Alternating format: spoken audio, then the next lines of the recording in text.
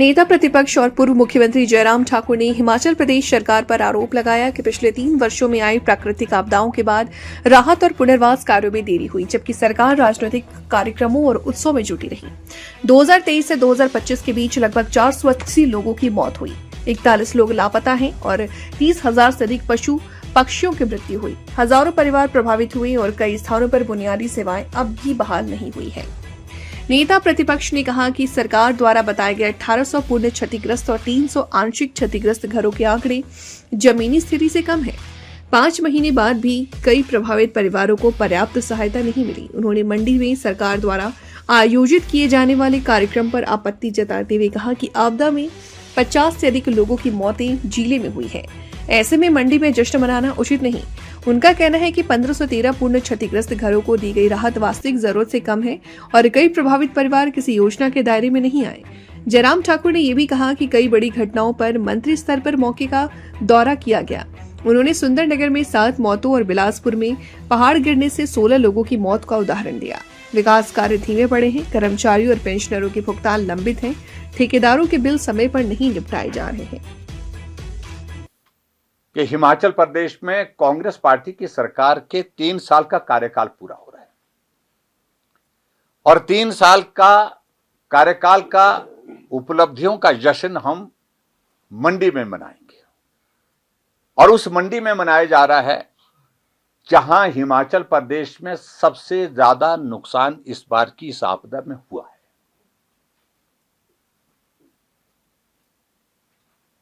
जहां कुछ दिन पहले मुख्यमंत्री जी आपदा प्रभावित लोगों के लिए राहत के वितरण के लिए गए थे, लेकिन उस सारी चीज को लेकर के भी अलग कहानी है कि बहुत सारे लोग वहां पर जिनके घर चले गए थे उनको राहत नहीं मिल पाई है। लेकिन अगर मैं कांग्रेस पार्टी की सोच की अगर मैं बात कहूं, पूरा प्रदेश इस बात को लेकर के हैरान है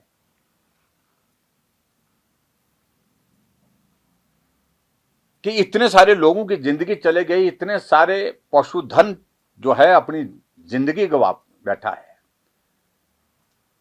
इतने सारे लोग जिनकी जमीन चले गए, घर चले गए।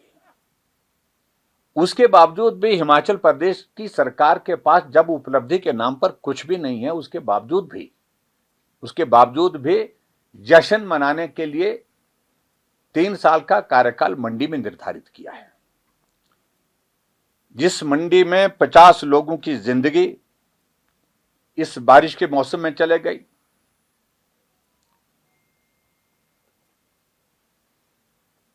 और उसके साथ साथ में जिसमें 33 लोग तो मेरे विधानसभा क्षेत्र में एक रात को चले गए।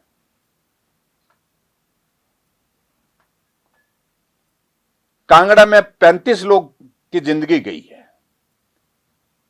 कुल्लू में 36 लोगों की जिंदगी गई है। 12 लोगों की जिंदगी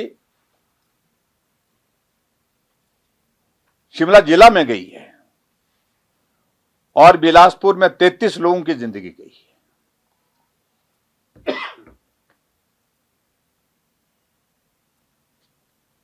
और मैं ये भी कहना चाह रहा हूं, सुंदरनगर में घटना हुई तो वहां 7 लोगों की जिंदगी गई, लेकिन सरकार का कोई मंत्री वहां तक नहीं पहुंच पाया।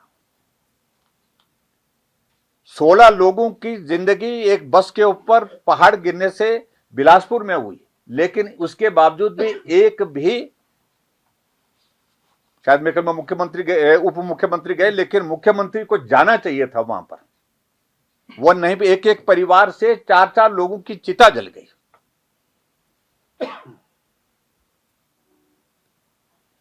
अगर आपदा के प्रति इतनी संवेदनशीलता अगर वर्तमान कांग्रेस पार्टी की सरकार में है, तो मुझे लगता है कि मुख्यमंत्री को स्वयं जाना चाहिए था, उन परिवारों से मिलने के लिए जाना चाहिए था।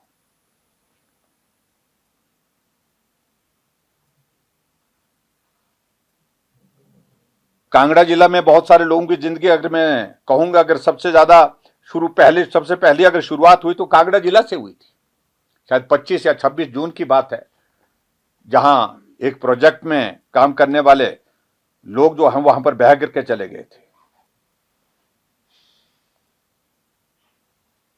चंबा में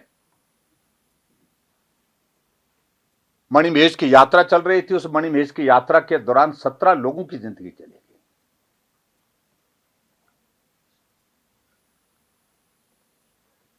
इतनी सारी घटनाएं होने के बावजूद भी अभी तक हिमाचल प्रदेश में जो आपदा प्रभावित इलाके हैं वहां पर जो है पूर्ण रूप से ना तो सड़कें रिस्टोर हो पाई है, ना वाटर सप्लाई स्कीम्स हो पाई हैं, ना पावर सप्लाई हो पाई है।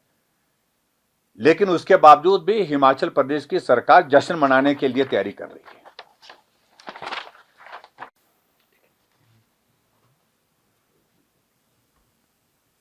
हिमाचल प्रदेश में कांग्रेस पार्टी की सरकार के 3 वर्ष का कार्यकाल पूरा होने जा रहा है और 3 वर्ष के कार्यकाल में हिमाचल प्रदेश में प्राकृतिक आपदा के कारण भी बहुत बड़ी क्षति हुई जानमाल की, और उसके पश्चात हिमाचल प्रदेश में कांग्रेस की सरकार जो सुक्खू जी के नेतृत्व में चल रही है वो आपदा के नाम पर बहुत सारी बातें कर रही है।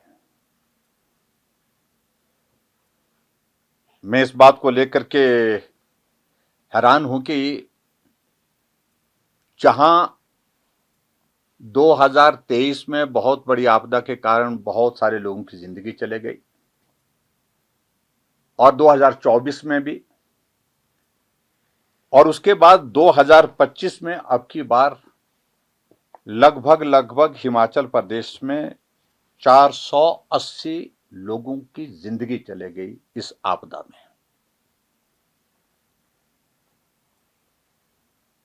अभी भी 41 लोग लापता हैं जिनकी डेड बॉडी नहीं मिल पाई है।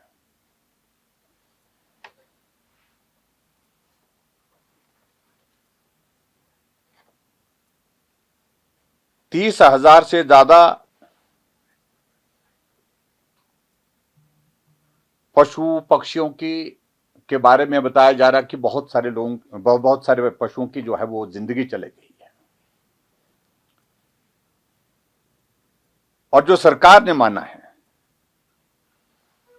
जिसमें उन्होंने कहा है कि हिमाचल प्रदेश में जो पूर्ण रूप से जो मकान क्षतिग्रस्त हुए उनकी संख्या 1800 है और 8,300 घर जो है वो आंशिक रूप से जो है वो क्षतिग्रस्त हुए हैं।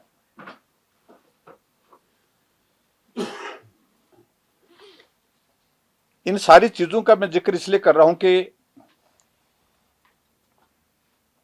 इतनी बड़ी त्रासदी हिमाचल प्रदेश में इस बारिश के मौसम में आई और जिसके कारण अभी तक भी हिमाचल प्रदेश में कांग्रेस की सरकार ने डिजास्टर एक्ट लागू रखा है।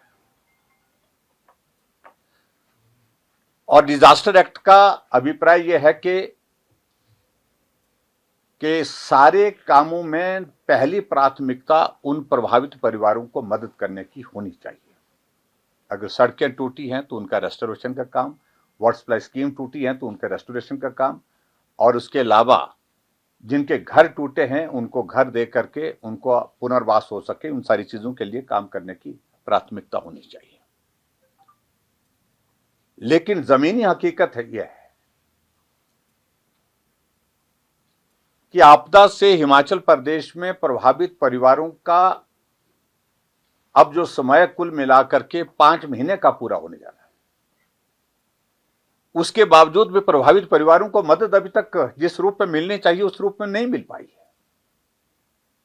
सड़कें टूटी हैं तो टूटी हैं, पानी की स्कीमें टूटी हैं तो टूटी है, पुल टूटे हैं तो टूटे हैं, मलबा गिरा है तो गिरा है। बहुत सारी हिमाचल प्रदेश की सड़कें अभी तक भी अवरुद्ध पड़ी है।